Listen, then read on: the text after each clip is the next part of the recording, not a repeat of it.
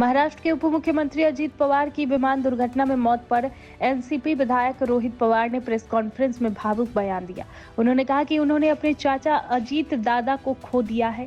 रोहित ने बताया कि पिछले 13 दिनों में उन्होंने कई स्रोतों से जानकारी जुटाई, जिसके बाद कुछ शंकाएं सामने आई है। उन्होंने कहा कि यह मामला उनके लिए भी व्यक्तिगत है। आज दिल्ली में इस प्रेस कॉन्फ्रेंस के माध्यम से अजीत दादा पवार, जो मेरे अंकल थे,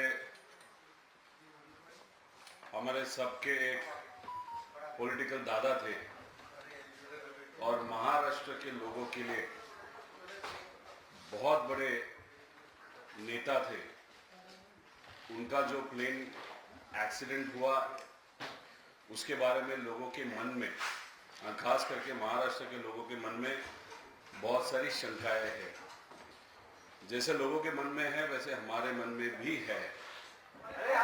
तो लास्ट 13 दिन में हमने कुछ इंफॉर्मेशन कंपाइल की है और ये जो भी इंफॉर्मेशन है वो हमारे सोर्सेस के माध्यम से है।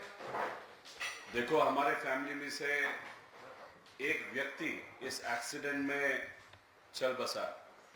हम इस विषय के बारे में बहुत इमोशनल है, इसीलिए जो भी जिस तरीके से भी इंफॉर्मेशन हम निकाल पाए वो इंफॉर्मेशन हमने निकाली है।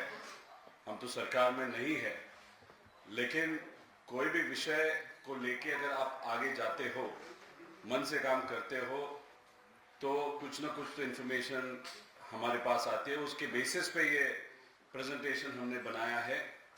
ये प्रेजेंटेशन बनाते वक्त अगर समझो कुछ मेन जो पायलट थे उनके फैमिली को कुछ शंका हो या जो भी हो, उनको मुझे इतना ही बताना है कि ये जो रिसर्च हमने किया था, जो भी लोगों के माध्यम से हमको इन्फॉर्मेशन आई, मेरे अंकल इस क्रैश में गुजर गए। ये इन्फॉर्मेशन को कंपाइल करने के बाद हमारे मन में कुछ शंकाएं हैं और ये शंकाएं यहाँ पे हमने प्रस्तुत की है।